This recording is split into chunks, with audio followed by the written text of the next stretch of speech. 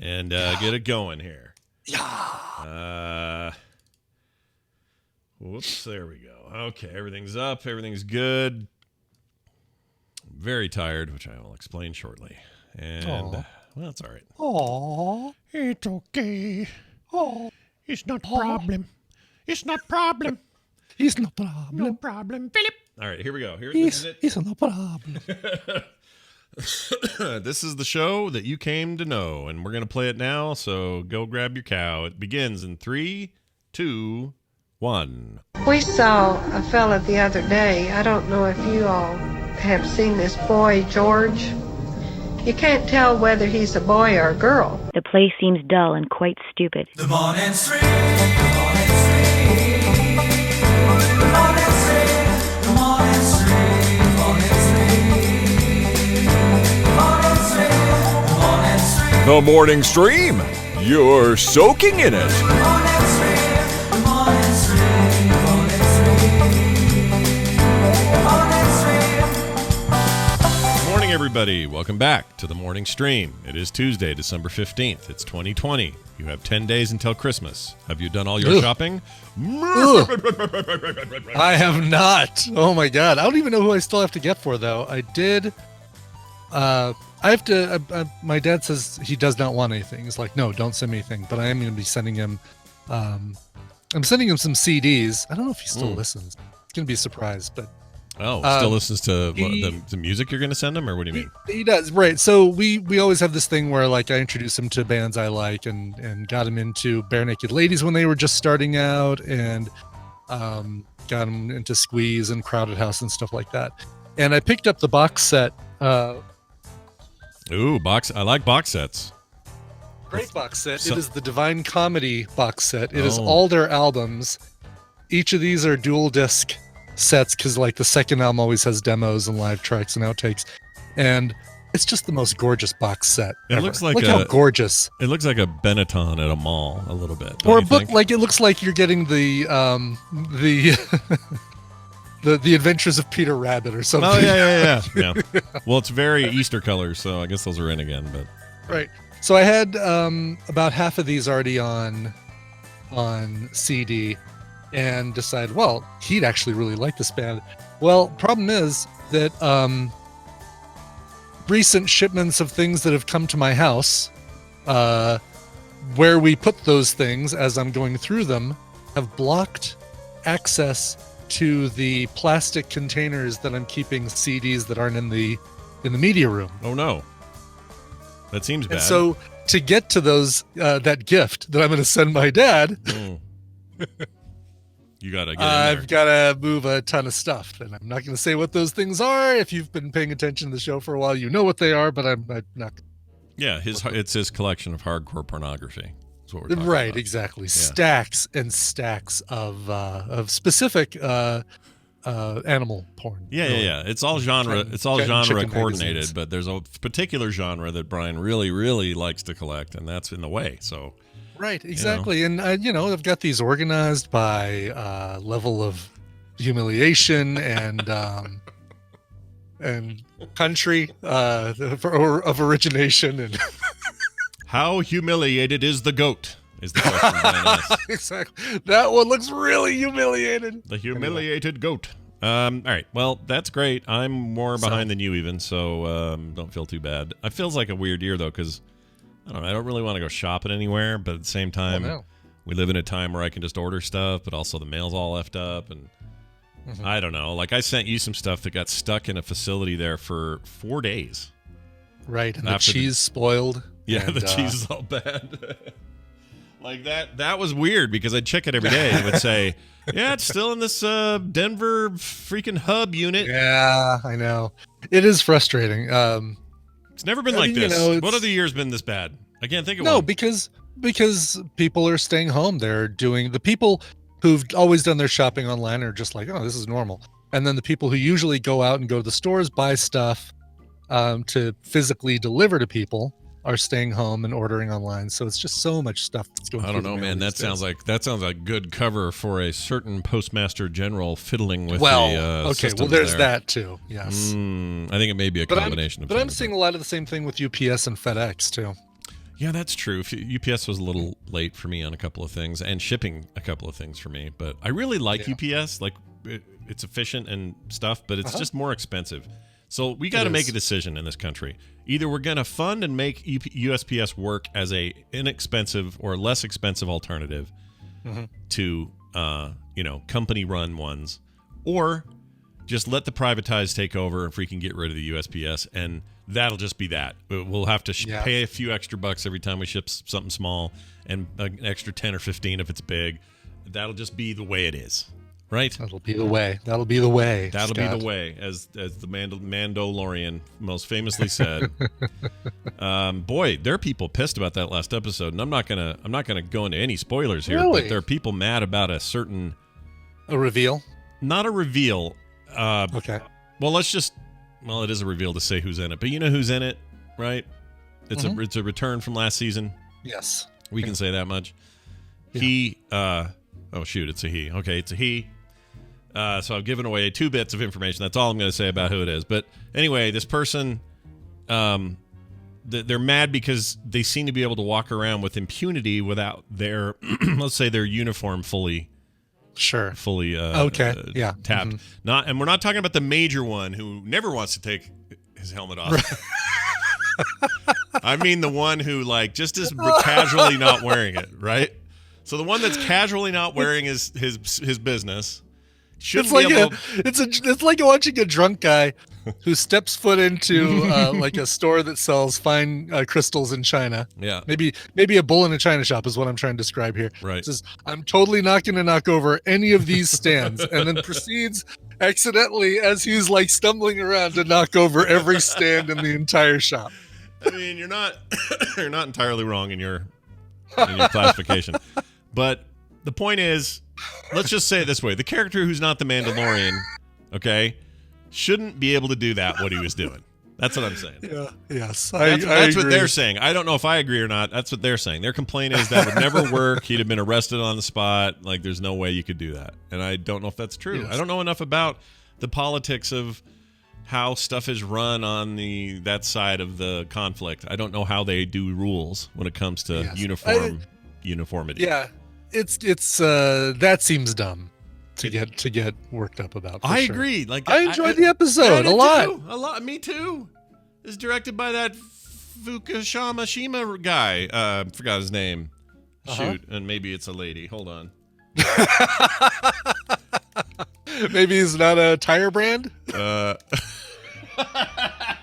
Maybe not.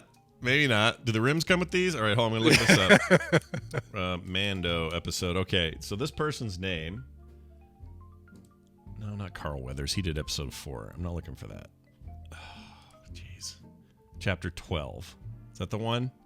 No, we're on 15 or something. 15, I think it was. I can't find it. Well, anyway, The point is, it's some cool director. I thought it was awesome. I have no complaints. And when they brought that to me, I went, oh, we're hung up on that, are we? Because that seems small and dumb. That's a small thing to get hung up on. Yeah. But anyway. Oh, well. People get worked up over the smallest things.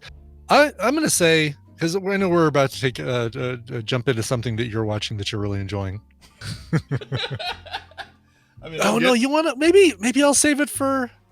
Ooh, you doing a recommendal? I might save it for recommendals. There it is. Rick Famuyiwa. Famuyiwa. There's no K in there at all. And you put 11 Ks in your version. Famuyiwa. Rick Famuyiwa. And yes, the season finale is this weekend. So everybody get your stuff ready. I don't know who's directing that. It's one of my favorite things about. Golly. What happened? Oh, that it's already the season finale. I know, right? It's too short. What was it, 7 episodes this season or something? It's real small. And then one of them's by Carl Weathers and is only 28 minutes. That one doesn't count. Not that Carl Weathers is the problem, but you know what I mean. Come on. give us a longer episode, Carl. Come on. Yeah, that was too short. All right. I'm going to share a thing with you that was shared with me that please do. Was pretty weird. So we got this email. Hey, Sprocket and Burner. This is from Hose Barn. I thought it was next to the Claire's Boutique, just down the way from the Sbarro is the Hose Barn. Oh, man. Speaking of gifts, go get yourself a gift certificate at the Hose Barn. That sounds great. Hose Barn. It looks like Hose Bam. but the R and the N run together. Right, Anyway, right. Hose Barn wrote in, says, "Hey Sprocket and Burner, you guys like odd phone messages, right? How about odd numbers to call? Try calling this one and let us know what you think."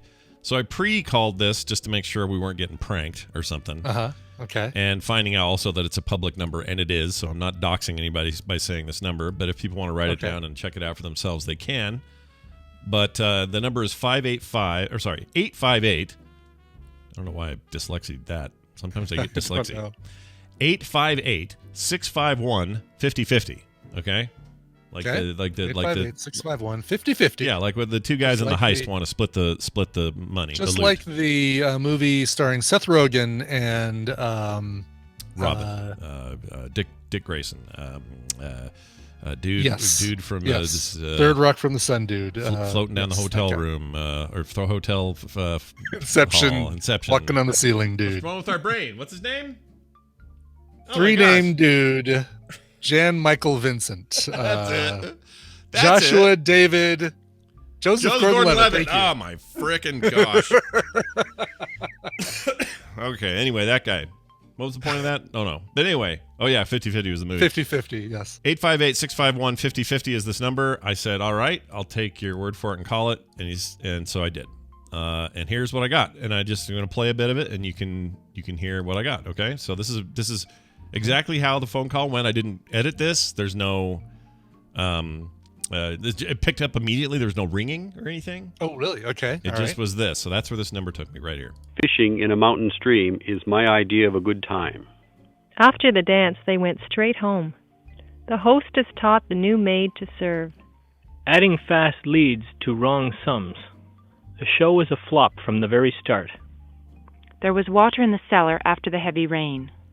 They're not listed in the new phone book. A large size in stockings is hard to sell. The juice of lemons makes fine punch. All right, now, that's just 27 seconds of it. It goes on, I think, in perpetuity and never ended. You know what it sounds like? It sounds like the learning a new language on tape cassettes or the whatever, the learning a new language things without the part where you hear the new language. Oh, like right. These are like the phrases you learn. That's actually a good point. The supermarket is out of chili sauce. Nuevo el chili predator or whatever, right? It doesn't have it. You're right. It doesn't I have the follow-up. decided to bring a pomegranate to the host. Like, yeah, they don't have any of that. It's just these straight lines of weird, non-connected things, usually in twos, although this guy at the top... Fishing in a mountain stream is my idea of a good time. Okay. After he only does one thing to begin the call, and I called the number twice to see if these were randomized. Yeah. They're not. It's the same order. Same order, okay. Yep, and it's him starting with the fishing business and then right into everybody else. Now, later on in the thing, a lady might say that first line and then say a different thing. Oh. And then later on, another she'll guy say might. Fishing in a mountain stream is my idea of a good time. Yeah, and they're all different people, although I'm sure there was some crossover. I mean, they all started to sound the same after a while. But I'd listen for a good, 10 minutes. Mm-hmm. It just went on, dude, just like forever. So I don't know how to explain this. I don't know what this is. Other than, I mean, I haven't done any like groundwork on Google to see if I could find out anything else about this number. I could probably just Google the number and it would say something. Actually, let's do that. Longing, rusted, 17, daybreak, furnace, 9, benign, homecoming, 1, freight car. Frying pan. Sounds like somebody with Frying pan. with an axe to grind. Okay, so I'm looking here. Oh, okay, so there are complaints about it. What, complaints about the phone number? Yeah, what are you talking about? That's weird. Oh, here's okay. Jason Calhoun says the sentences colloquially called the Harvard sentences. Can't drink all day if you don't start in the morning. First introduced by the Institute of Electrical and Electronics Engineers in 1969 as the IEEE recommended practice for speech quality measurements. Have roots in World War II when Harvard scientists at the school's psychoacoustic laboratory helped to test different types of noises for wartime military communications. Really? So this is some standard for clarity over the line. Colloquially. That's what my problem was I was trying to put a Lee in there, and there's no Lee in there. No, that word's never been easy ever for anyone. Colloquially. Name someone who says that word. Name somebody who just has that fall out of their mouth easily, and I'll freaking pay you $5. It doesn't Colloquialo. Colloquially. The only results I get on Google are 11 creepy phone numbers that still work, or 11 weird numbers you've never heard of, and stuff like that. So so you found this number. You can find this number online. I just now did a search, and that's the results I'm getting. So there's also something funny phone numbers in 2020. Fake phone numbers to call for a laugh. Oh boy, I could go down a rabbit hole here. Coming up next on the morning show, it's our Crank Call Tuesday, everybody. Worst. Right after traffic, we'll be calling the Krispy Kreme. You are so good at that it makes me feel bad about everything in life when I hear it. Like it's not you. It's not you. It's just how good you are. No, it's the fact that voice exists. I hate it so much. Yes. It's why I started TMS. The whole point. Coming up, we'll have the new song from Katy Perry, but after that, it's your traffic and weather on the 10s. I hate it so much. I hate it. TMS was born out of that hatred. I'm not kidding. That was the whole concept in the beginning. Was like, I don't want to be one of those, but I think morning shows have potential. So F that. Let's do normal things over here, and that's where it all started. Certain people. There's a level. Oh, that's too much. Oh, geez. There's like a level of reverb. Is this it? Coming up on that's bathroom. Somewhere around here. Yeah, this is all bathroom. Big bathroom. Whoa, look at the size of this bathroom. Want to take a bath?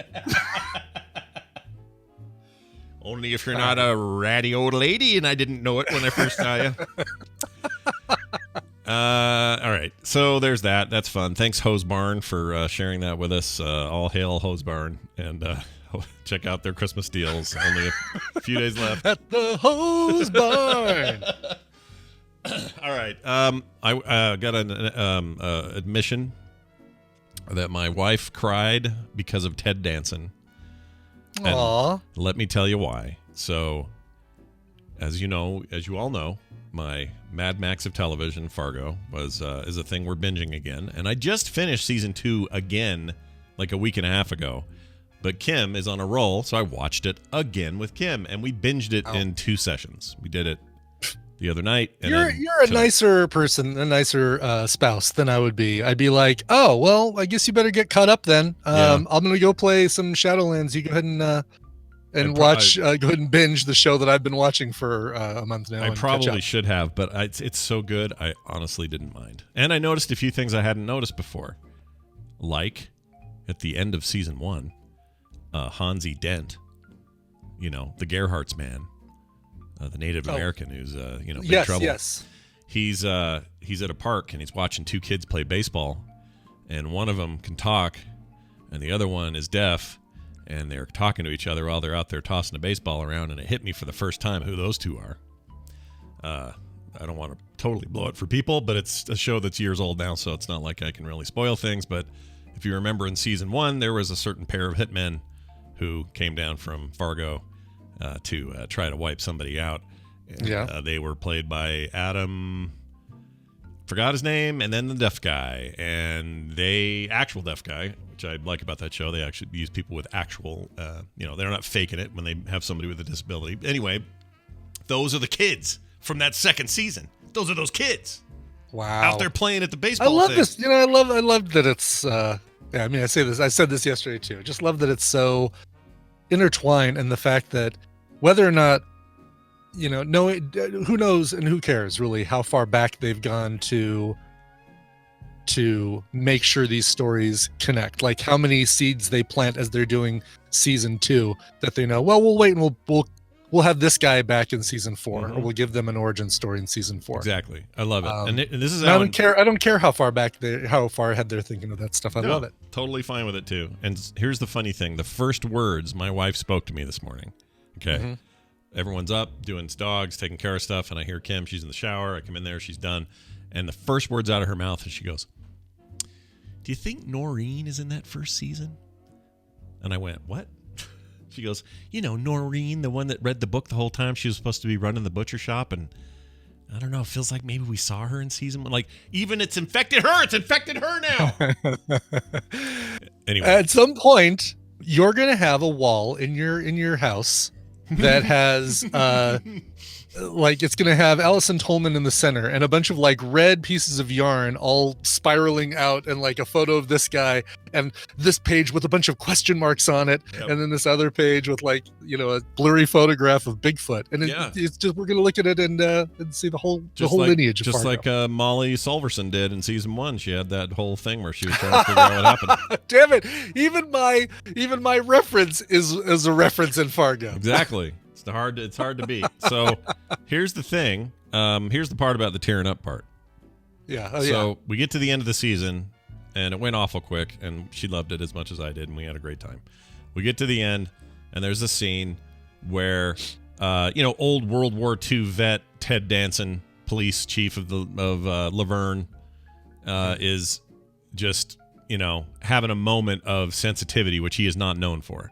And he's like trying to express how much his kids mean to him, and says some line like, someone once told me that when the angels have arise because they'll have the faces of your children. And then he got a little choked up, a little Ted Danson acting going on there, which was really good. He was great in that season.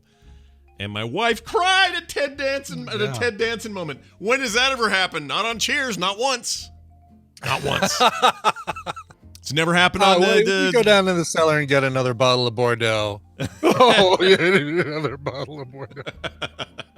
It never happened on The Good Place. Diane, I'm going to bounce you off of every wall in this room. Oh, Diane. It never happened on Becker. That never made her cry. So anyway, it was a moment we had together. Brian, I would like to hear about your time with Fitness Plus because I'm curious about it, and it sounds like it kicked your ass. Yeah. So you go. You got to go get the upgrade for your watch, or not the upgrade, update. Install the update on your watch, update on your iPad or whatever. I have the big screen wall that the Apple TV projects onto. So, it's like this big screen right in front of my exercise bike. That's great. And so I decided, all right, Fitness Plus, let's go ahead and do this. Let's do it. I've been waiting for this thing to drop, and finally dropped. And maybe I made the mistake of saying for my first time on the indoor cycle since right before Thanksgiving. Yes, it's been that long. Mm-hmm. To do a 45-minute high intensity spin class. Maybe that was a bad choice. I don't know. But Emily took me through today's top hits with and Emily's great, but boy, she's just it's like can't remember the actress's name, but she was in Ferris Bueller, but she was in Planes, Trains, and Automobiles, and Steve Martin comes up to her and says, "Wipe that rosy effing smile off your rosy effing face and give me a car." And she's that cheerful and like, "All right, we're going to do this now. We got some high intensity coming up. We want you to crank up that power, and then we're going to go up this hill. All right, you ready? And it's okay if you want to stand up and get into it and just feel the music, blah, blah, blah, blah." That would drive me crazy. And you know what? It drove me crazy for about 5 minutes, and then is like, you know what? I don't mind this. And it felt like maybe it's the big screen, maybe it's the just that I need to do this kind of thing. Mm-hmm. But I was totally getting into it. However, I kind of should have done maybe a 30-minute class or a 20-minute class to begin with. That's funny. Did you? Because I was like, all right, I'm totally going to do this. I'm not going to lower the resistance down. Just on cooldown, I will, but that's it. And then went through the whole thing and immediately just like crashed on the couch for like an hour. Like, okay, I'm done. Yeah. Did they? So when they do, let's say you do a 20-minute, they let you do that though, right? There's different times, different intensities. Yeah, there's and it's really cool. So it shows you up in the top left corner. ED McClurg, thank you. Top left corner, it shows your heartbeat because it gets it from your watch. And it's like boop, doop, doop, doop, doop, doop, doop, doop, doop, doop. And then shows you a little band, colored band that says whether you're in the middle of the pack, in the front of the pack, or the end of the back of the pack, based on how other people did in the same ride. So I was pretty much in the middle of the pack through the whole thing. Pink band with my little icon in the middle of it. Sure. And then the top right corner, I had my rings, my Apple Watch rings, saying how I was doing with my exercise for the day. Sure. And during the process of that class, I double filled my workout ring. Wow. That is hard. Yes. That's pretty hardcore. That is really hardcore. It's like, okay, I felt it for the whole rest of the night. J.K. Grammer can attest that. Oh, is he doing it too? No, he was supposed to meet up with him afterwards, and I took a shower and then promptly, like I said, passed out on the couch. So I forgot to, because we might be recording something for TMS. Oh, really? Yeah. J.K. Grammar. J.K. Grammar. Which is just kidding grammar.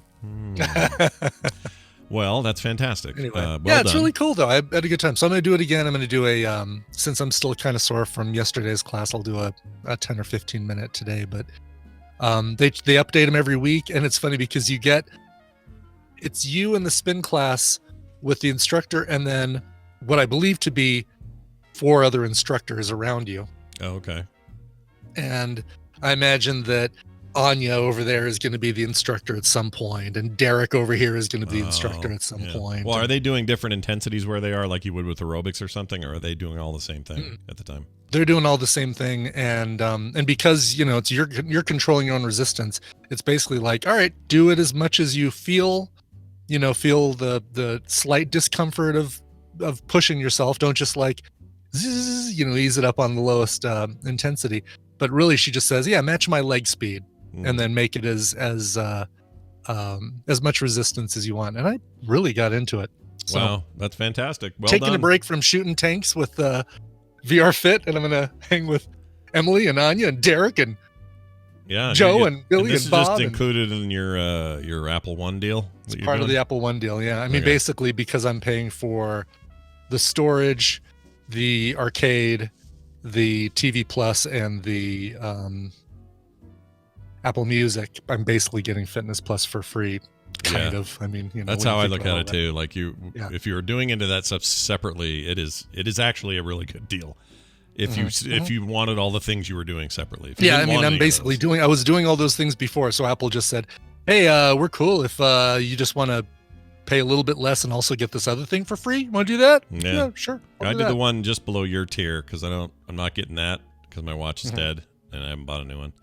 Oh, right. You don't have the Apple Watch. Yeah, so I don't know what I'm doing with that yet. But the one that's just down from that, which I think is 15, is what I was paying for music alone. Right. And now I'm getting like 3 other things on top of it, which I like. So it's a good deal. It's a good deal. And Well done, Apple. I don't see why you couldn't use Fitness Plus without the Apple Watch. You probably can, right? I would assume so. I don't know. Imagine when they're in, I mean, it's COVID time, so I don't know how much interaction they have, but imagine them telling their friends, they're like, hey, what are you doing now? What's your big career move? Oh, I'm the lady on the Fitness Plus deal now. Well, it's no different from, I'm a Peloton instructor. Yeah. It's basically like. In fact, some of those people are probably like, they're now in the same ecosystem of like hiring and firing, right? Like you might find an ex-Peloton instructor on there or the other way around. Yeah. That's crazy. Totally might. But here I am still on Weight Watchers, and I'm still registering my weight every week. I'm maybe not logging every meal I have, but I'm still registering my weight, and I'm down 0.7 of a pound from from last week. I don't know why, because I really haven't been a better eater. Maybe building a gingerbread house is a lot of work. You got to get that frame up, and I'm kind of flat on my numbers right now, but my doctor says low T. So I gotta do what I can to get that there up. You go. Exactly. Well, all right then. We've had our fun there. Now, this time for the news, brought to you by America's Next Top Podcaster. Yeah, season 3 is in the horizon, and we're looking for 12 new contestants who are going to battle it out. Well, they'll work together. Well, who are we kidding? This is no MTV's The Challenge. This is not I didn't come here to make friends, I came here to win kind of thing. No, this is collaborative and educational and exciting and fun and terrific.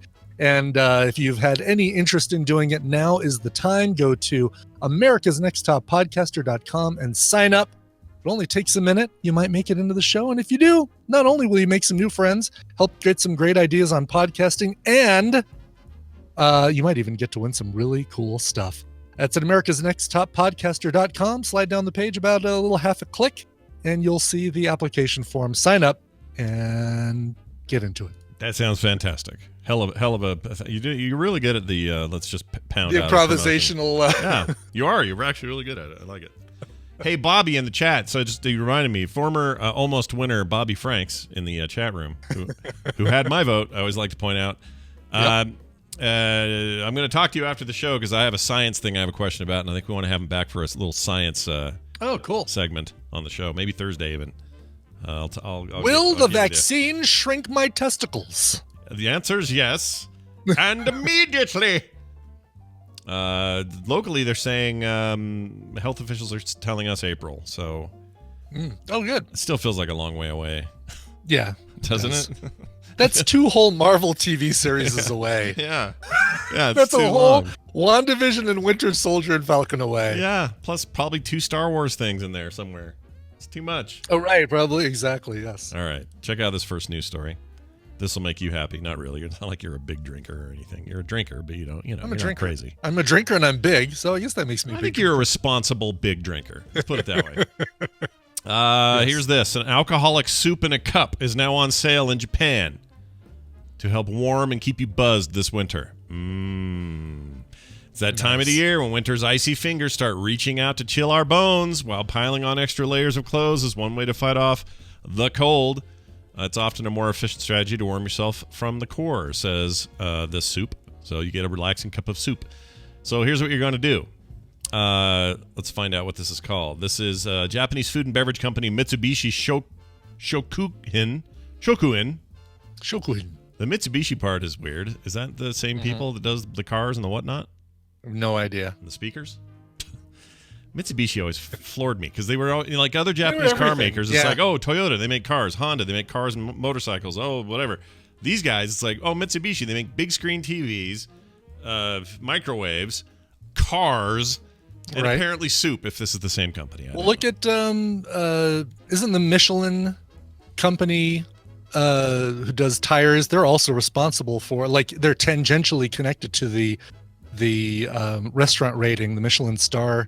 I thought that was a totally separate thing, isn't it not? Are they connected? I thought we learned that and Guinness, like the origins of Guinness, were from the same place. I thought Michelin was the same word, but a totally different connection. But I don't actually know that. I should. You know what? Education time. Let's do it. Yeah, I think so. I'm looking it up right now because I'm. Yes, the same Michelin that makes or breaks fine dining establishments around the world is the same Michelin that manufactures tires. Are you kidding me? I'm not kidding you. Okay. But at what point? Right. Well, I think TVZ God is right. They did the restaurant thing to get people to drive more back in the early days. So it's like, here's a really good restaurant. You got to drive there. Hey, while you're driving, maybe pick up some Michelin tires. It just seems like such a contradiction in like highfalutin and everyday. You know what I mean?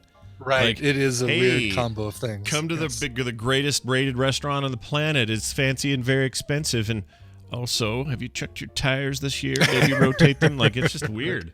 That's just a weird thing. It is a weird pairing of specialties. Well, apparently you can now get an Eclipse or a boozy soup. Cup of boozy soup. Yeah, a cup of boozy soup.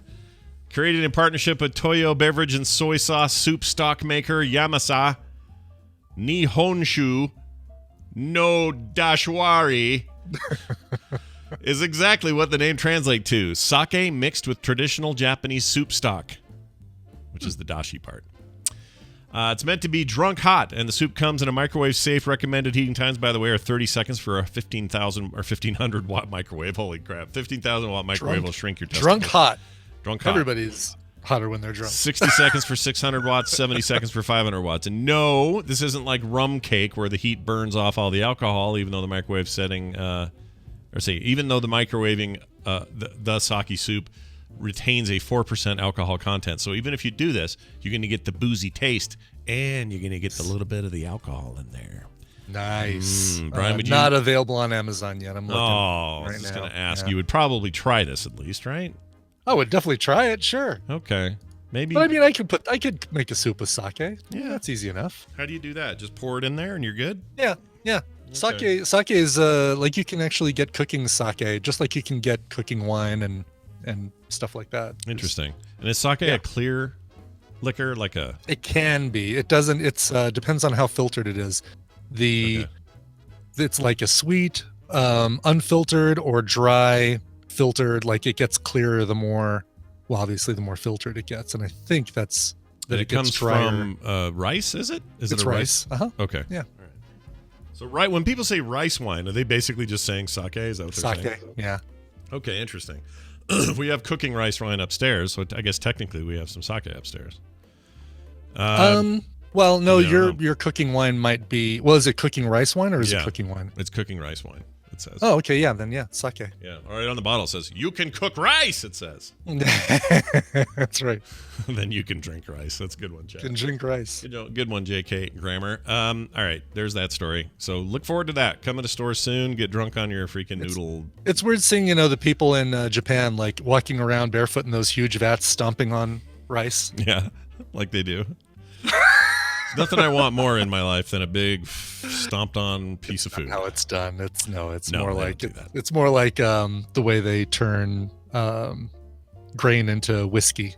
Yeah, it's fermented and they keep it in little pouches strapped to their taint.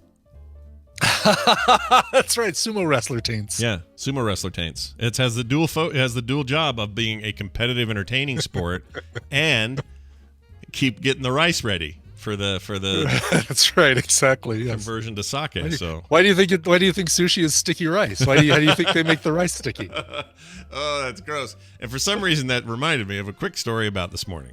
I'm feeding the dogs and 2 of them have eaten and the third one has just gone outside and done her business. So Boomer comes in the house. Yes, she's named after BSG's Boomer. Anyway, she comes in the house and she is going to go eat, and she goes and she looks at her food, and she looks at me for approval. And then she looks at her food, and then looks at me again one more time. I said, it's fine, go ahead. And then she looks at her food again, and then proceeds to vomit on her food.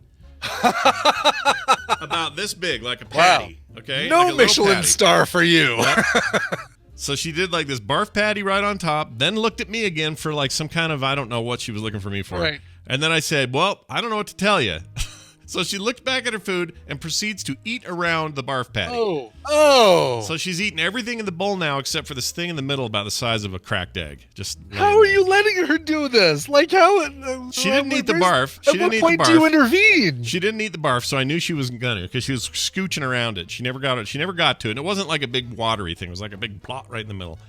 So right, but you're not going to immediately dump that out of the bowl and give her fresh food? I mean, I have to admit, I was curious to see what she would do. I will admit. Let's just let this play out. Let's just hold up, Kim. Let's see how this plays out. Yeah, I want to see how this goes. So she did that. She made a big donut out of it. It's a donut hole out of it. Right? So the hole is still there. Yeah. The rest of it's eaten. And then she walks away like nothing. No one's the wiser. And I look at her for a hot second and just go, well, Boomer, that was the weirdest thing I've ever seen you do. And by the time I look back, the Reimer freaking Ripley has now eaten the barf patty. Done. Other dog ate it. Boing! Oh. Out of there. Good morning, everybody. Hope nobody's eating breakfast out there. It was not a happy scene in my kitchen this morning. Oh. I dealt with it though, not very well, but I dealt with it. If you would put that on TikTok, it would have gotten so many likes. Oh, it would have been huge. I could have been like does it get likes on TikTok? What does it get on TikTok? What's the TikTok? Yeah, there's likes and follows and comments and it's all that stuff. I mean, that thing is massive. Like it is like it's hard to know if you haven't followed it much. Mm-hmm. Like it's the first one of these. Mm-hmm. To actually give like Facebook numbers a run for its money. Like there's that many people doing stuff on that stupid app and it's humongous. Like bigger, like it's probably like 8 vines or 20 vines worth of content. I watched for a few minutes today and it was here's me imitating something that happens in real life, but I'm doing it in my bedroom. Yeah. It's here's dancing. Here's me telling a story while I remove my makeup. No, it was another that's one. A weird one, yeah. And here's a recipe for cooking something that looks really delicious, but it's a TikTok, so you'll never find this recipe ever again. Sorry, hope you were paying attention. Yep. And for some reason, the ones I get, and probably it's because of how I follow them or whatever, the algorithm has figured me out. I get like, here's a giant compressor machine, and we're gonna smash golf balls in it. See, that's where I need to get to. So if it's something that I know I'm not going to like, I just swipe up and get something new. Yeah, you just keep moving. Keep moving. Okay. And then if you find something you really do like, because my understanding is the algorithm cares about likes and follows, but not as much as it cares about engagement with the video or the account that you saw. The it on. longer So if you watch something, the more it thinks you're going to like more of it. So people who get a lot of girl pics, I hate to tell you this, is because you spent a lot of time browsing the ladies. That's what happens. Mhm. Now, if you spend most of your time like browsing animators, which I do, because if I see a cool animator, I'm like, oh, sweet, I'll flick over to their account, whatever, and then just start going through their stuff. I spend a ton in there, and then I will notice the next week it's feeding me new animators all the time. Okay, so that's what I need to do, and that's I'm swiping the page to the left, right? Yeah. I mean, their account stuff is on the right. Yeah, so or I'm you can just swiping. click on their icon and get you there too. It doesn't matter either way. But Okay. All right. And then it starts to. There's no like set time as far as I know or any of that. And once in a while something will pop in. It's like, oh, there's a person dancing. I don't care, and I will flick it past it, and I just, it's just like it was never there. It's a quick thumb move and I'm done. Okay. So, I don't know. It's become. Let me put it this way: it's the only social network I adhere to that doesn't just fully depress me. Does that make sense? Because Twitter and Facebook are freaking depressing right now. They just are. Like, they're not fun like they used to be, and they are within our community and everything, of course. But the overall vibe of those two things is they need you to feel a little miserable to be there for some reason. I don't know why. I go use TikTok. I don't feel that way at all. Like I actually kind of go, all right, what creative, cool stuff am I going to see today? It's a real escape for me. I like it. My concern is that I want it to do what I want, not give me more of what I'm doing. Like, oh, I don't want to sit here and watch this scantily clad woman dance to this hip hop song. Nope, I'm gonna swipe. I'm still watching it. Why am I still watching it? Right. But I don't want any more of these. Don't give me any more of these. Dang it! I watched the whole damn thing. Oh, and it's repeating. Yeah. And now it's going to give me more of that. I Well, wanted to like say there is some where you can you say may have watched that whole thing, but we know you don't want any more of it. if you hold down on a video, there's options for like show me less of these. So there is some of that. Oh, okay, I like that. All right, There is some of that stuff where you can kind of tweak the system. Okay. Anyway, All right, I'm in. TikTok review. TikTok. Well done, everyone. All right, It's like moving TikTok. on. You like TikTok? No, not like TikTok. No, Popeye. All right, hey, look at this. A woman has returned a $3,000 engagement ring because she said it was too cheap. Wow. Okay. This is not. I don't know who's marrying her, but Was it not 9 months of whoever's salary gave it to her? yeah, he wasn't nearly broke enough after he bought her this ring. She Yeah, thinks. nice. The rules for how much to spend on an engagement ring aren't quite dead yet, at least for some. A woman reportedly returned her engagement ring to her partner because it didn't cost 10% of his salary. The ring, which was made of white gold and with diamonds and sapphire. Well, now you have a friend in the diamond company. In the diamond business. Why does your Tom Shane sound like Sam Elliott? He's starting to lose it. He's getting old. Tom Shane, and I think only Utah and Colorado have the joy of Tom Shane. No, California's got him too. California's got Tom Shane. I was Okay. talking to Tom Merritt about this, and I think I get my rocks polished in Antwerp by a lovely young woman in the red light district. I think they're actually everywhere. Arizona too. Oh, and Oregon. Okay, so maybe Tom Shane is Intermountain West. Oh, here we go. Florida, Georgia, Washington. all right. Georgia. Never mind. I guess Illinois. I always thought the Shane Company was Oh, they feel very local. Like growing up, I totally thought they feel were local. only Utah. I'm like, man, Yeah. wait till everyone else hears this stuff. This is ridiculous. And it turns out you all were hearing it too. right. But you're headquartered there in Denver. That's where that is. Okay, so that's probably so maybe he did start out here and then just kind of expand. I wonder when the first outside of Colorado ads started appearing. Yeah, I don't know. Radio commercials. 10 years ago, I guess you weren't imitating Tom Shane. You were imitating the guy who always comes after Tom Shane. There's this voice. Now you have a friend in the diamond business. I think the that Shane is Company. that is Tom Shane, isn't it? No. Tom Shane is the nasal guy who talks beforehand. That I get my rocks polished in Antwerp, Belgium, in the diamond capital of the world.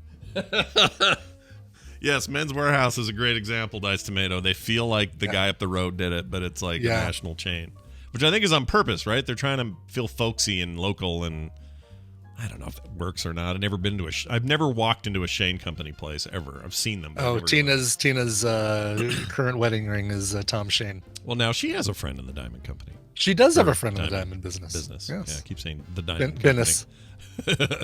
Diamond business. Here it is. It was $3,000 ring. However, he allegedly makes enough that if he followed the 10% rule, which says he should spend 1/10 of his salary on an engagement ring, he should have spent between $10,000 and $15,000. F this rule. This rule can take a dump. Rule. Forget it. I hate everything about that. Hate it. I hate rings anyway. Like, my wife has a decent ring, but we didn't go crazy. And when we got engaged, we were cheap because we had no money. Yeah. So we didn't adhere to any percentage thing. My dad did the coolest thing in the world. When he asked my mom to marry him, he was broke and he had nothing. So what he did is he went and took a Sprite bottle, broke it, and then handcrafted a ring made out of various parts, including a piece of that bottle that was like green and cool looking. Polished it all up to look like a little diamond rock, mounted it on the ring, and gave her this engagement ring or this wedding ring that was made out of an old pop bottle. Out of a Sprite bottle. That's awesome. And that's I'll tell you really what, cool. It is like the prized thing of all of of us are going to fight over who has that ring at any given time. Right now, I think Wendy has it, but we all want that ring because it's so cool. Who gives a shit about a diamond ring? Who wants? Right. Nobody wants it unless I can pawn it and buy video games or whatever. That's terrible. Some people want a diamond. Some people feel like, the tradition of a diamond is what's right for them. And that's fine. That's totally fine if somebody wants a diamond. That's one of those scams we talked about the other day, like scams we accept as normal. The 10th of your salary rule is a scam, for sure. Oh, 100%. But like the idea that I'll get behind is but a how, scam. how are these things so... Okay, here's how I think it's a scam. The diamond business across the board is a scam, and here's why I think that. And you tell me if I'm wrong. Okay. So you are judge and jury. I am in the front down there at the tiny desk. You're the judge with the wig and everything. So here's what I'm going to say. I think you may now approach the bench. Yes. They're trying to convince us constantly about how rare they are and how that's why they're so expensive. Rarity and price is the big selling point. But there's 5 of you in every mall. How rare can they be? Do you know what I mean?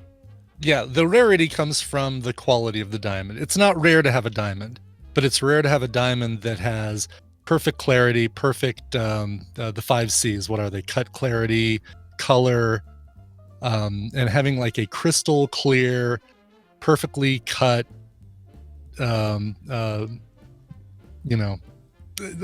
don't know all the 5 C's, but I do know that carrot, carrot's another one. Crap, sure. Crap, a miscarriage of justice. That has an M in right. front, I guess. But getting a diamond isn't rare, but getting like the better the diamond, the more rare it is. The good diamond, okay. Because gold always made sense to me because gold, is a rare earth metal and there's only so much of it. And I get that, but it feels like diamonds. And you can't make gold in a lab. You can make diamonds. Right. You can hurry the process. I mean, a cubic zirconian is a hurried up process of what a diamond actually is. So, sure. So to me, it just feels like that's just one scam after another. Ooh, look at all the diamonds. Freaking okay. I'll take the pop bottle weird thing my dad made. For real. I think that's more special, and I think that that you and I would be in the same boat on that. I think even Tina probably would be in the same boat on that. Something like that's handcrafted, more special. But some people like diamonds, and some people feel like, no, it doesn't have to be a big diamond, but it has to be a diamond. I want a diamond engagement ring because it's a symbol. It's a tradition, and some people want that tradition. It's totally fine. I guess I get that. Yeah, no judgment. Do what you got to do. I just think it sounds like a giant waste of money. It's good for us and good for everybody else because it means more for them. Yeah. More diamonds for everyone else. Yeah, that's totally fine. Well, I guess. Also, a lot of people die to get diamonds, so I don't think that's... Well, there's the blood diamond situation, but I think because so much diamond production is becoming artificial as opposed to... Is that better now? I don't know. Is it? I have no idea. Yeah, like the Congo stuff and all that. Like I'm only assuming so because more and more diamonds are being created in labs. So you think DiCaprio and Manji or whatever his name is, they're down there fighting it out still, or they're still duking it out? Yeah. Okay. All right. Well, that's how things go. We are going to take a quick break here on the show and play a really cool Indie in the Middle Brian found, and we're going to do that in a second. But before I do that, I want to remind folks that the Patreon is really important to us. It is how we really, truly maintain our monthly existence here on the show and otherwise. So please, please, please head on over to patreon.com/TMS and throw even as little as $1 our way every month. Per month, you guys. We're so stupid how we did this. It's so dumb. 16 shows a month for $1. Like, what were we doing? And you get so much cool extra stuff for that.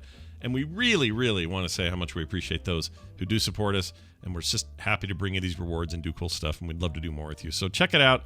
Patreon.com/TMS. Brian, let's play a song before Jerry gets here because boy, oh, howdy. Today's a day. Boy, oh, howdy. Boy, oh, howdy. Yes, this is a band called The Aces, and they're from Utah. And you know how you know they're from Utah? Is because their hit single, by the way, here's my perfectly cut rupee. Can put it into a ring. And, what's up? I used to do a really good link. I can't do it anymore. But that's really good. Sometimes you go, I can't do it. Anyway. Anyway, the band The Aces, we played them on the show before. They have a great song called Dreaming from the same album, which is called Under My Influence. Came out this year and is so good. These guys remind me of a cross between Phases, who we really like, and Haim. Oh, love both. Both those names are quality. Those are great. And the whole album, which is called, again, Under My Influence, is fantastic. It's out right now via Red Bull Records. Came out in the summer, but this is the brand new single that they're releasing. It's called 801, which is the area code of most of Utah, or all of Utah. Most of it. We have a 435 down south, but most of Utah's 801. This is SLC, right? This is and it's funny because I call it the SLC because this kind of reminds me of Sublime's song about the LBC. Like it's talking about what's going on in the hometown kind of stuff. Yeah. Only one bar, so we gotta go there. And yeah. No, I love that. I love it. Yeah. Here's the song 801. Check out the video if you want to see some of Scott's hometown there. 801. Here it is, The Aces with 801. This is it. Shit, that started too fast. Hold on. This is it. L&M filters. It stands out from all the rest. Miracle tip, much more flavor. L&M's got everything. It's the best. The hogs were fed chopped corn and garbage. All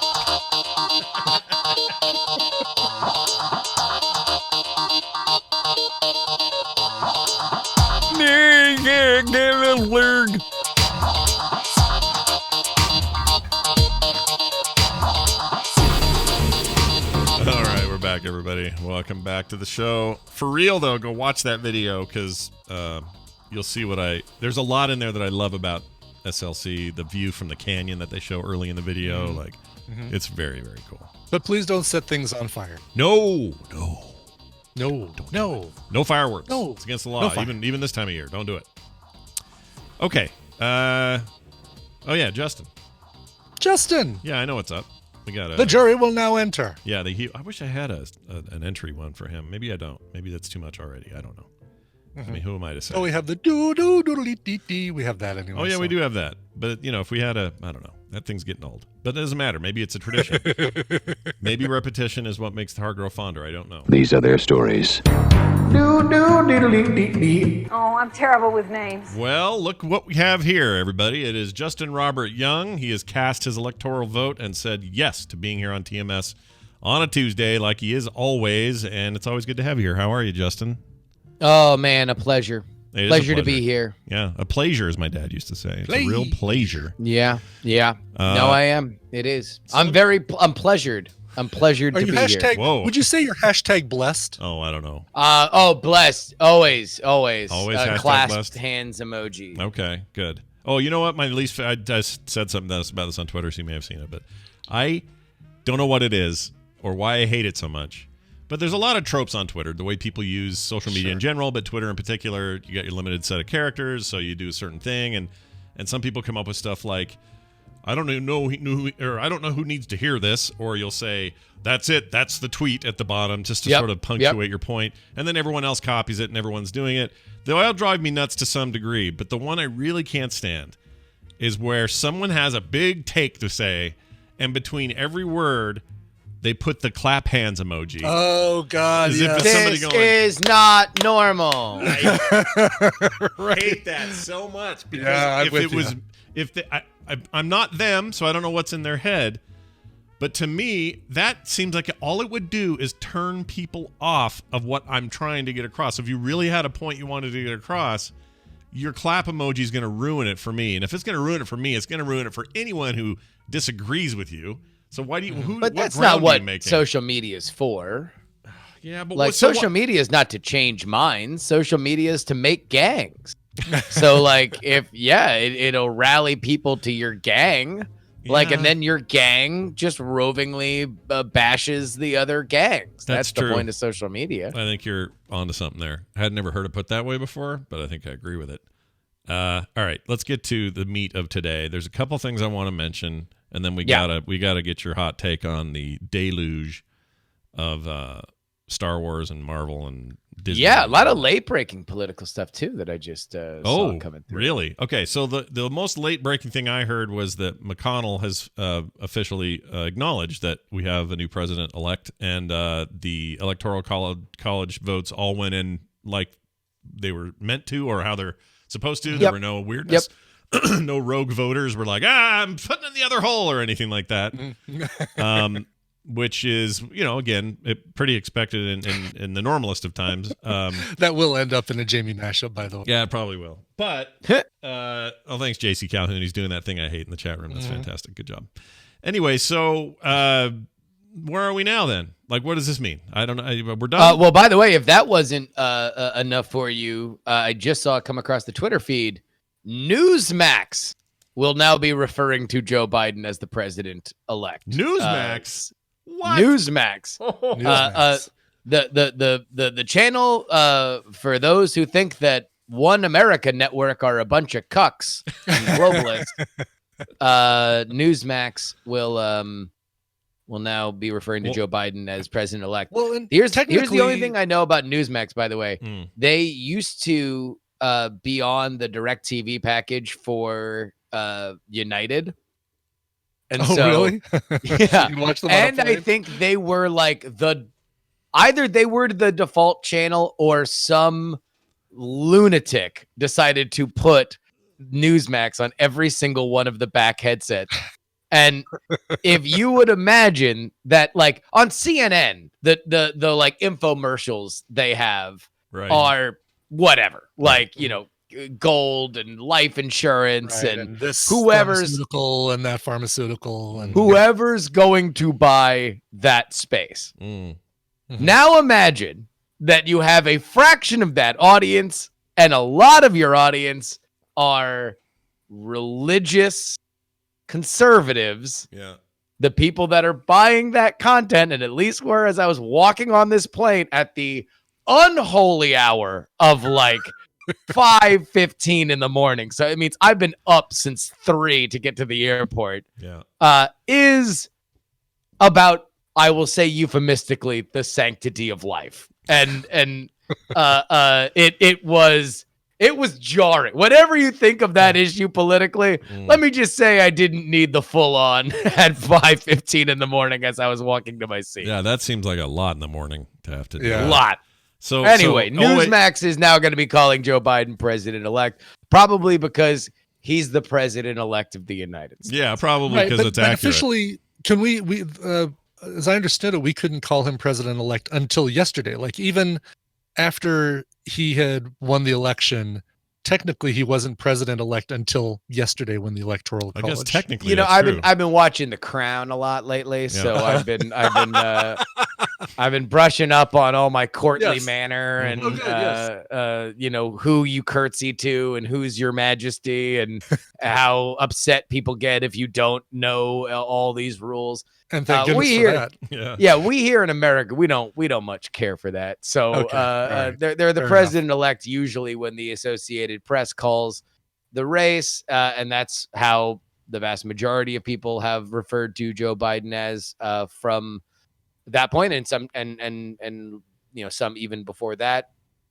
Obviously, this is complicated by the fact that Donald Trump has not, per a routine, conceded the race. Mm-hmm. You would imagine that this puts a little bit more pressure on him to do so, but who knows? He won't do it. He ain't gonna do it. I'm putting my money down now. He'll never do it and it's not because there's some spitty thing going on with just this specific issue. I truly believe, and one day we're gonna study this, and I really mean this when I say this. If only he had goodness in his heart, he would be one of the most amazing humans ever, because he has got this one thing about him that is unlike anything I've ever seen with anybody. And it's this implacable, unstoppable commitment to not veering course. Mm-hmm. Of saying, if you're going to call it double down, call it whatever you want to call it, but this thing of never, ever admit you're wrong, and then just go like a truck through the world doing just that, even when you're wrong constantly, just never, ever acknowledge it. That's got to be a psychological state that we got to study and understand. And maybe it's a common thing with some people and not others. I don't really know, but I've never seen anything quite like it. And because of that consistency, that is his consistency for his life, and not just the last 4 years. That tells me there's no way, because that's changing. That's a course change, and he doesn't do those. He literally doesn't do those. So there's not going to be a moment where he does. Here's the way I contextualize it. He would never quit, but he might resubscribe, and that's what I think. It's like, look, this is not over. Yes, I got cheated, but the country needs to move on. And so we are going to continue to prove that this was a total fraud, and you will see us in 4 years. Mm-hmm. Whether or not it is him at the head of it, he will. I mean, look, I was kind of surprised, and I thought that we had kind of seen the last Trump rally in Georgia, because I don't know how much he is just here exactly for him and how much he wants to, in whatever future version of him, be a power broker in the Republican Party, because he has an ability to do that, and he's doing it, and he did it in Georgia, right? But at a certain point, the desire to have won the presidency in 2020 and the desire to be a power broker in the Republican Party are gonna start eating each other. And he's going to have to make a decision on where he's going to go. Is he going to be a grieved president in exile, or is he going to be the leader of a vital political movement?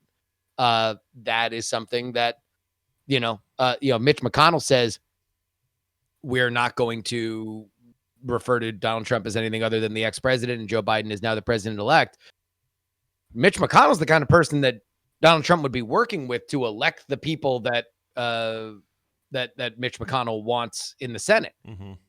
So let's say Donald Trump by the end of today gets super pissed off at the fact that Mitch McConnell has congratulated Joe Biden and now comes out to everybody in Georgia and says, hey, if you believe in MAGA, then don't vote for Kelly Loeffler. Don't vote for David Perdue. That would be an aggrieved person who believes he won the 2020 election that was just betrayed. Yeah. If he comes out and says, you have to, if you believe in anything that I fought for, you have to vote for Kelly Loeffler and David Perdue. That is somebody who would be running a vital political movement. Well, I mean, it's consistently, he throws everyone under the bus eventually, so that would be a temporary thing. But if he does it, I would really like it if he did get up and just like full on was like, everything but my way is the wrong way. Don't vote for these clowns. They're just like McConnell. Turns out he was a rhino this whole time. We didn't know he was another rhino. Or whatever. Like, do that. Just keep doing that. That's fine. Well, I mean, certainly I think people who want to punish the Republican Party Donald Trump would be their favorite person in the world, which would be great because they'd be able to come out of the closet and admit that he always was. Yeah. This is all true. All right. So at this point, we're, I don't know how many days away from inauguration, but it's one and done, right? I mean, we're done. Like, what else happens between now and then outside of little skirmishes and protests and other whatever weirdness? I mean, that's chaos, right? That's stuff that you can't predict, right? Will there be another Million MAGA March? Will indeed we have another coupon code for My Pillow and their brand new Giza sheets? Maybe. Who knows? But yeah, the next thing that happens is January 20th, when everything is made official and Joe Biden is sworn in as president. All right. Well, not that. Yeah. All right. We'll keep a watchful eye on all of it. Now let's shift gears to. Well, here, hold on. Can I say this? Yeah. I am on your show constantly, but today. Oh yeah. And we're gonna record for the first time ever, the definitive Scott Johnson political interview on Politics. Finally, wow. I can ask you some questions. Yeah, I'm nervous for your audience and their ability to stick around after this one, because I don't know how this is gonna go, but I'm happy to be on it. That's happening today, and if y'all subscribe to that, you're gonna want to. Yeah, it'll be live at midnight tonight. So go ahead and subscribe to the Politics program if you have not already. But all right, let's talk about some other stuff. So what do you think? Okay, since we tend to bring up the more controversial topics, what we got smacked with the Disney investor thing was a ton of brand new content coming our way in the form of lots of Star Wars stuff, lots of Marvel stuff, and a bunch of other Disney stuff. There's been some who have said, of course there have, but who have said this is too much of a good thing. Mandalorian's great partly because it's all by itself. We don't want all this other stuff.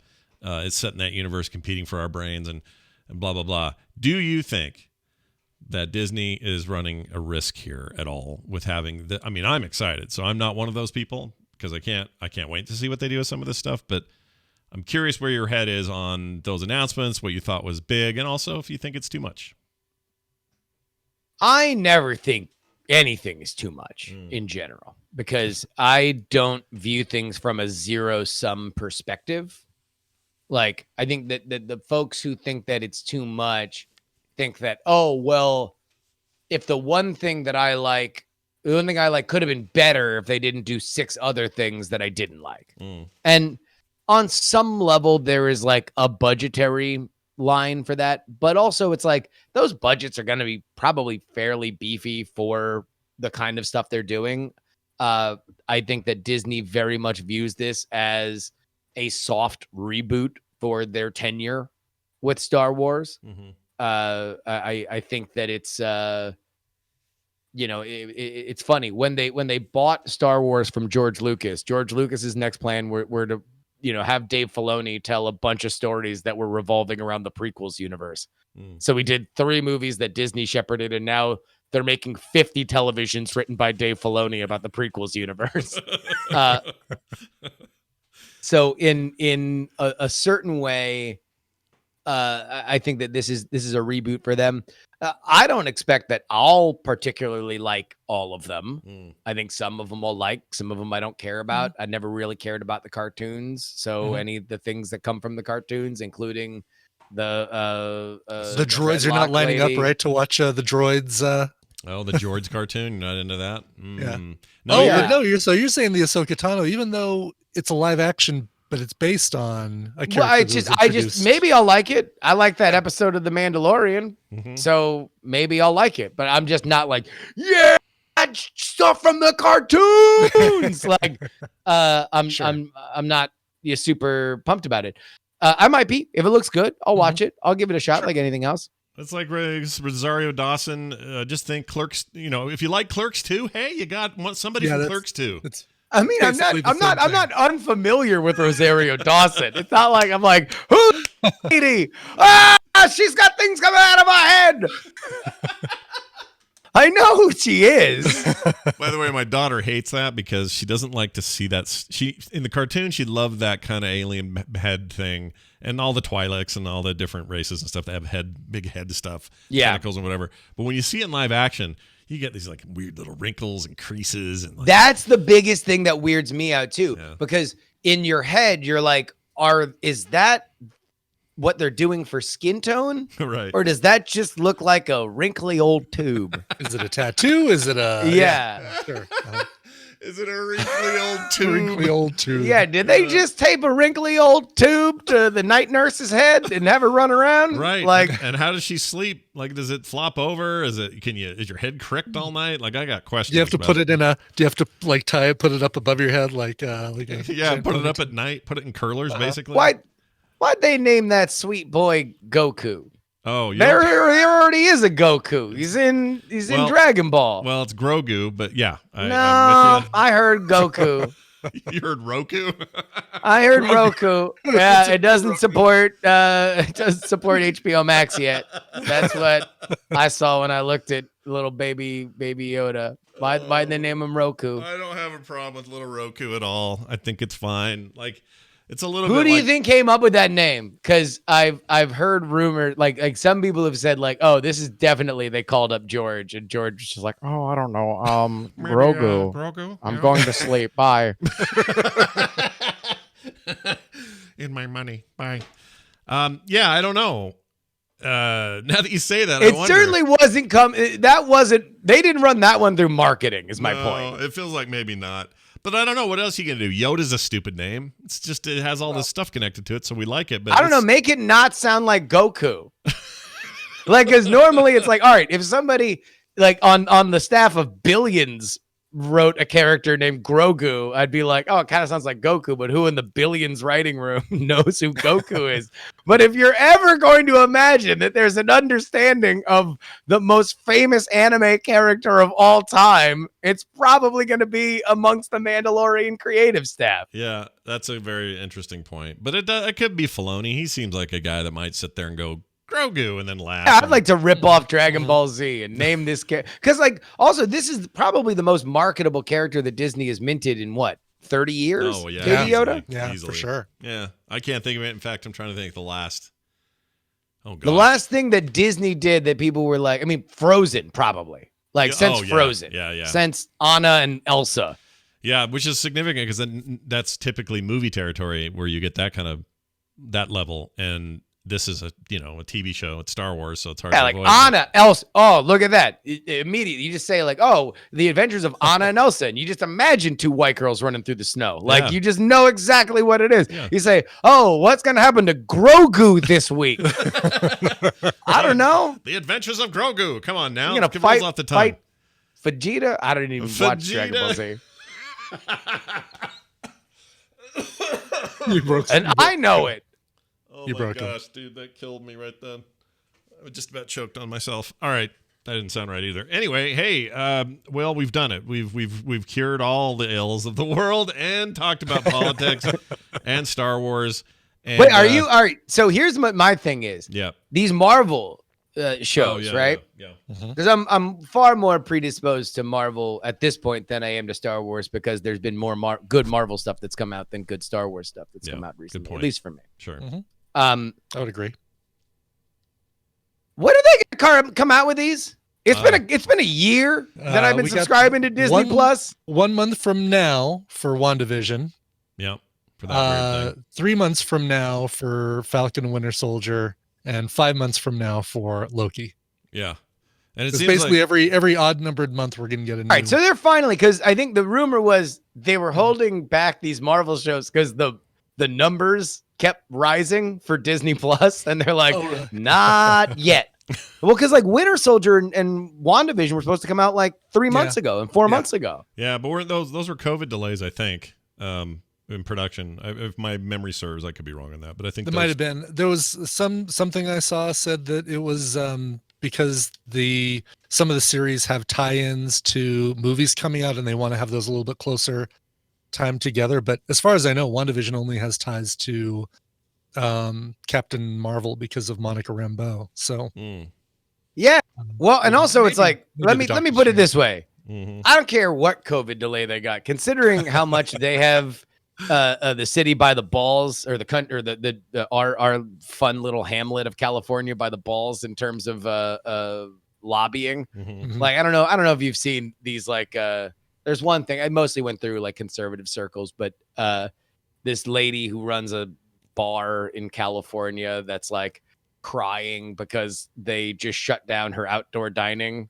But then literally across the street, there was like a Netflix show being shot with like a whole gigantic little village of outdoor craft services and stuff set up. And so she was like, why is this allowed and not the other thing? And it's like, well, because they can afford lobbyists and you can't. You're just a lady. Yeah. Like they can send some people up to Sacramento and lobby to make sure that like, oh no, we're following the law. We're just exempt from the law. And so it's like, if Disney Plus were in the same situation that HBO Max is, where they're willing to burn all these relationships with all these directors and just turn Hollywood over and kill the exclusivity window for theaters, I guarantee you that Disney would have had that Winter Soldier and that WandaVision out in front of us at some point when we were all alone, sitting in our living rooms, going crazy about Tiger King. You don't think we could have used a little WandaVision Definitely could back in August? Yeah, Huh? we could have. I don't know. If they claim They didn't need it. We were still, everybody was watching That Darn Cat or whatever the hell else they watch on Disney Plus when The Mandalorian's not there. That darn cat, the big hit, the Disney Plus hit that no one saw coming in 2020. I want to do a gritty reboot of That Darn Cat. If they're just spilling money over the bar here, I want to do a PG-13 version of That Darn Cat. Okay, let's go full R-rated and put it on Hulu. That's how they do it now, you know. Oh yeah. Oh no, that's like their touchstone now, right? Yeah, Is that's that- basically the touchstone compared to Disney. But I love that comparison because it's actually really accurate. Maybe even darker and more so because it's. I mean, the stuff they can put on Hulu is, you know, it can be pretty R-rated. But Touchstone usually didn't dip its toe too far into our territory. Let me say this though, I almost forgot. So we got news that Noah Hawley, showrunner for Legion and also Fargo, the greatest show on television, is doing an Aliens series. Got greenlit for FX, and he'll be showrunning that. I could not be more stoked, mostly because of who's involved. Not because normally I would think making an Alien TV show would be good. But I trust this guy. Like he's got all. So like alien like chest bursters and Ripley, not like just a saucer. Just and an alien, just a spiral light. Just general UFOs, but the actual Xenobite universe. freaking, you know, H.R. Geiger looking ass aliens. Is who we're talking about. I mean, a bit of a weird franchise. It can definitely go wrong, as anybody who suffered through Prometheus will attest to. But you know, for one thing is for sure, that it will look amazing, no matter what it is with Noah Hawley, because like he does not do anything that isn't super visually stylized. For sure. I loved the first. Well, I love Legion, but I also like ingesting marijuana. So like, I don't know. I loved Legion also, all 3 seasons, and I've never ingested marijuana. So. Well, yeah, I was, and that's not to say that it's not enjoyable without that. I'm just saying I didn't know where one began and the other ended. When I was watching it. Yeah. So like, but it did get a little meandery. It didn't quite have the precision of Fargo, which even this season, Fargo, sure, I really like this season of Fargo, but boy, did it take its time to get to where it needed to go. Like there were like many episodes where I'm like, okay, well, we're definitely setting things up. And then when it ratcheted up in those final like 4 episodes, it was great. It was awesome as anything that series has done. Mm-hmm. So like, I don't know. I wonder about Hawley, especially when you think about like Alien and Aliens are such great movies because they're so atmospheric and they kind of like, they're also different though, right? Alien is very much this like haunted house, almost horror kind of story. Right, sure. It's a slasher who's getting people one by one. Yeah. Exactly. Aliens is this much more straight ahead. Like a war movie. Yeah, like a war movie, a run and gun kind of thing. Mm-hmm. Alien So I'm 3 is a curious. space prison movie, and I like 3, so Yeah. take that, Yeah. everybody. 3's cool. No, it's true. But I Like, guess movie's that been kind of a different genre, and we don't know which one, if any of those, Noah Hawley. But that's the thing. All right, so look at like Mandalorian. Like there are times, like I love this last episode of The Mandalorian because to me it had exactly the right Star Wars formula. It was like cool people, cool looking people, a strange world that you're just dropped into. Why are there pirates? I don't know. There's just pirates and they have weird squid faces. Who knows? You just need to get the hell away because they're trying to kill you. They're throwing grenades at you. Yep. Like, and then just that 10%, it's a little 10% of like real world politics stuff of like, oh, what is allegiance? Where is grievance? Like when does revenge come into play? Like from somebody that regrets a sin long past. And then action adventure. That is a Star Wars story. You can repeat that as many times as you want. I will always love it. A Mandalorian, even when it's not fantastically written, always delivers something close to that. I don't know what an alien story is because they've done many different versions of it. Right. And that means sometimes not great writers, like the ones who did Prometheus, can do a really bad story.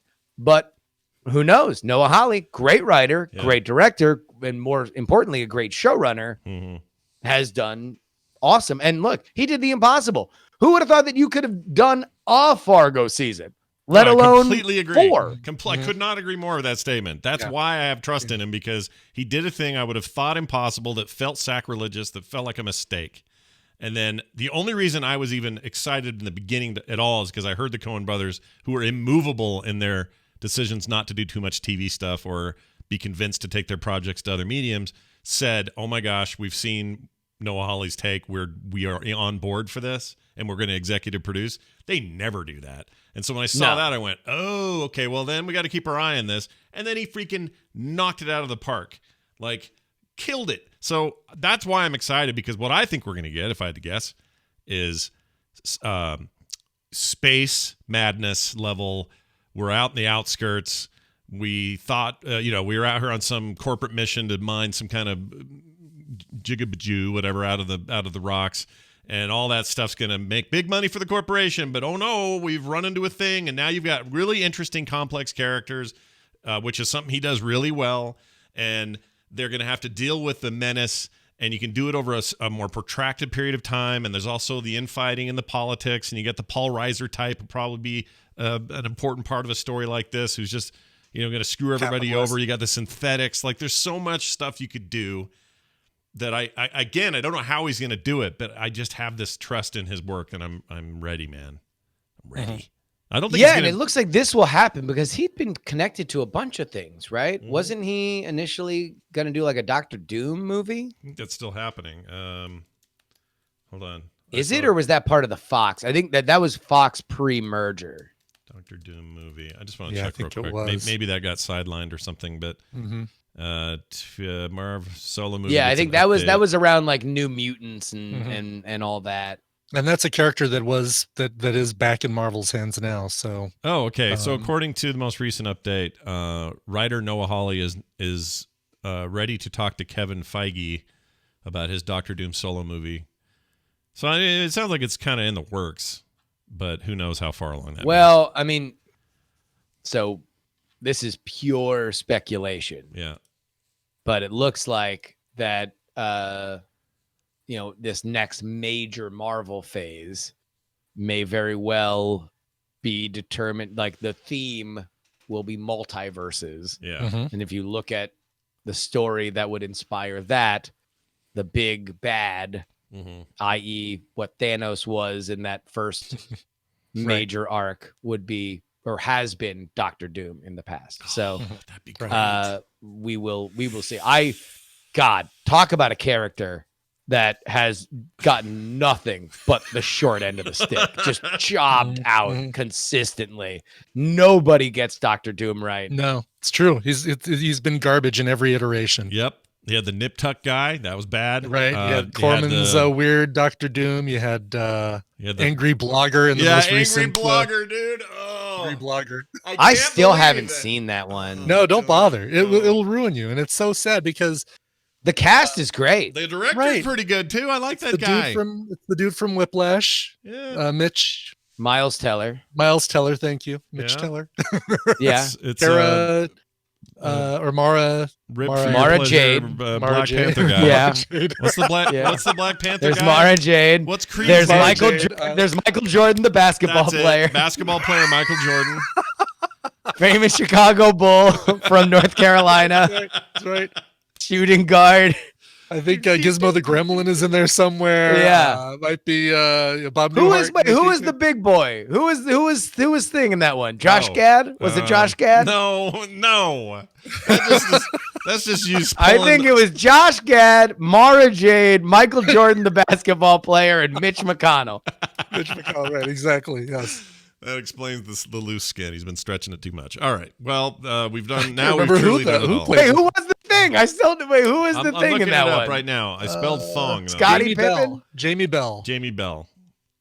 That is wait. correct. He's skinny. Yeah, but he becomes the Thing and huge. You glue a bunch of rocks to him and he's bigger. Again, it's a bad take. Like they screwed up. It's the reason you had Chickless in that other one too that weren't great anyway. But you did that because he was a big, gruff-looking, ex-cop looking body type, and it made sense. Also, that's the comics, so that made sense. But when they decided to go Angry Blogger for Doom, and hey, what if it was a little skinny, sunken-in guy that just now was a giant, huge dude?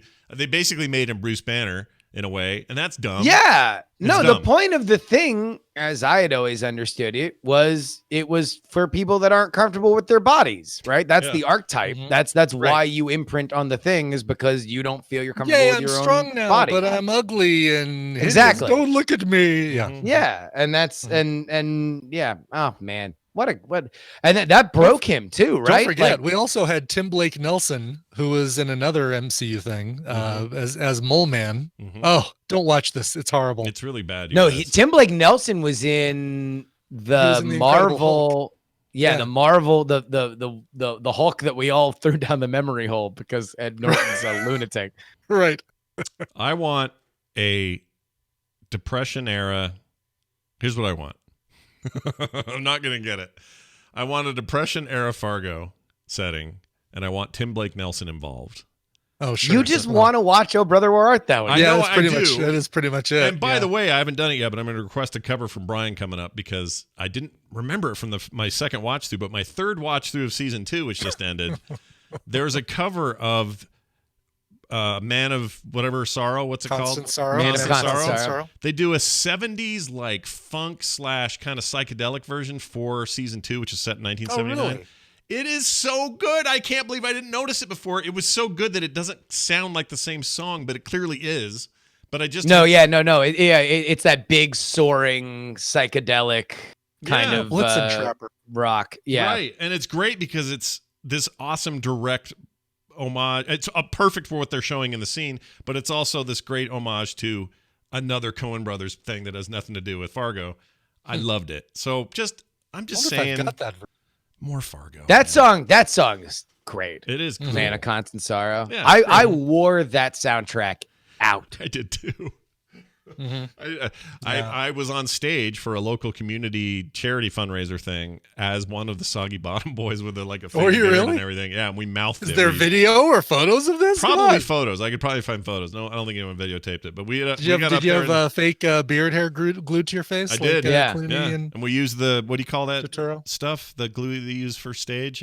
Spirit glue. Spirit glue. Spirit gum. Yeah, we had that, and it was gross and awful, and took forever to get off, and I wore like suspenders. No, you have to have it with the strap so you can do the George Clooney pull it down to reveal yourself to your kids move. That's right.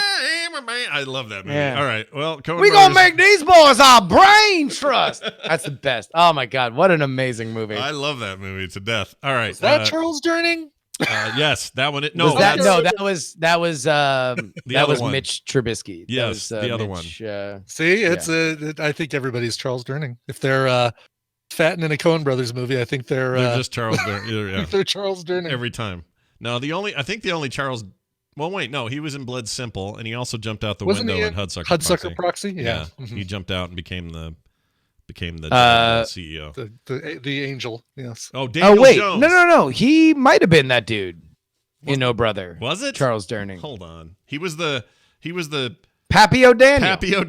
Okay. All right. That was. Hold on. Wait a minute. No. He might or might not. Let me go back here. Scrolling back to 2000. You're just Charles making me want to watch Durning. freaking Coen Brothers movies. I love that movie. Papio Daniel. Get your fresh Papio Daniel flour and remember to use cool, clean water. Indeed, Charles Durning. Oh, it's Papio Charles Daniel. Durning. There we go. Okay. He kept smacking his son, going, "You dumb some bitch! You dumb some bitch!" Yeah. Redeemed. Yeah. Oh, he's so good. Hey, this place a geographical oddity. 3 days from everywhere. What, fop? I'm a Dapper Dan man. God, we're just gonna quote. Let's just ride off into the sunset, just quoting "Oh Brother, Right." My favorite thing is where the kid Go shoots. for Everett. He shoots. Mara Jade was in that, right? Mara Jade's in Mara that Jade too? was in that. Yeah. Uh-huh. When that kid shoots the gun because they're coming up to the house, and he says, "You from the bank?" and he goes, Pa said to shoot anybody if they're from the bank. Nick the census man last week, and he goes, "No, that's a good boy." Oh, there's something about that. Something about it. Gonna go watch it. All right, Justin. Ever since my mom RUNNOFT run off. Do you have anything going on this week besides our weird interview today that you'd like to mention before? No, I want everybody to subscribe to Politics. Scott, I'm going to let you know, I'm a dog butt interviewer. I very rarely do any kind of prep, and I have done prep for our interview. What? Oh, I have questions. This is gonna be a really, really good time. Nobody should miss it. All right, check it out. Make sure you look at that and let us know what you think. Hopefully, I'm not a complete bomb on there. It's Justin Robert Young. He is Justin R. Young on Twitter. Justin, have a great week. We'll see you next time. See you. All right. Well, Brian, we've come to this point of the show. Have we? We have. Let me make sure there's no bonus thing from Jamie. I'm getting paranoid that I missed things from Jamie because I forgot to play some stuff on another show. Okay. That's for Boop. Okay, we're good because we got Brian's coming up next week. Yes. Very excited. I'm excited too. It's going to be great. All right. Thanks everybody for listening. Use our website for links to everything. It's over at frogpants.com/TMS. Tell your friends about the show and enjoy more content this week. We'll have a show tomorrow and Thursday as well.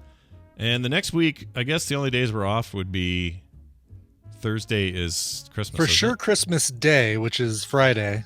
Yeah. What do you think about Christmas Eve? I haven't on the thought about fence about Christmas Eve. We can talk offline about it and see what you think. Maybe we could. Because then the following week we have New Year's Eve and. Oh right, and we are doing that. New Year's Day. I think we were talking about doing New Year's Eve. I can't remember. I think we were. We'll figure it out and let you guys know. But one of those days we should just do a all-out Jackbox. Yeah. Business. Didn't they? Also, they announced a new plugin for Twitch that does something weird in the game and lets a lot more people play or something. What's the? Oh, really? Someone somewhere in our chat knows about this. I can't remember. I didn't look at the details, but I am curious about it. And they had announced it as coming out this week, I think. So we'll check it out. I'm talking like Minnesotans. What's wrong with me? Too much. All right, Brian, we're done. I'm kind of bummed. I was looking for that Blitzen Trapper cover of I'm a Man of Constant Sorrow, and I found that. Also found Rock and Roll Was Made for You, and I thought, oh my God, do they cover the song from Bill and Ted's Excellent Adventure as well? But no, that's a whole different song. Oh, man. I know. I thought there's a whole bunch of songs here, like they've got a song called Joanna. Are they covering Toto? Mm-hmm. They've got a song called My Hometown. Are they covering Springsteen? Mm-hmm. You never know. Oh, here it doesn't look like it looks like the only cover I'm seeing in the list here is let's see, Man of Constant. Oh, I found it. I'm a Man of Constant Sorrow, yeah. Blitzen Trapper, you said, right? Is that the name you said? Yep, Blitzen Trapper, yep. I see it on Apple Music. I'm not gonna. Oh shoot! I should have gotten the Fargo season 2 soundtrack because that's got "Didn't Leave Nobody But the Baby," which is also from. Oh yep, that's in there. Fargo. Yep. Also Sylvia's Mother. And a cover of Just Dropped In to See What My Condition is in, originally by Kenny Rogers' first band, but their version of California Dreamin' is also very cool on that final episode. It is on here. Let's see if it's available for me to buy the whole damn thing. Yeah, I'll bet you can. Buy the whole thing. Buy the whole thing. Oh, what you see is what you get. What you see is what you get. Yeah, they do the original. The Dramatics version, I think, is the original in that one. And same with Children of the Sun by Billy Thorpe, which is the album I used anytime I bought new speakers. Mm-hmm. The first thing I played on them was Billy Thorpe's Children of the Sun, because it is the ultimate speaker test. Oh, that's awesome. If you don't know what that song is, I'll you have gotta to check listen it. to Yeah, I'll have to hear it. Sugarloaf rendition or a. It's fantastic, dude. Yeah, that's great. All right, cool. I paused the YouTube video for that, so we won't get in trouble. All right, hey, speaking of getting in trouble, let's play some music. Brian has probably some sort of request, and we're here to fulfill it. So, Brian, what do you have?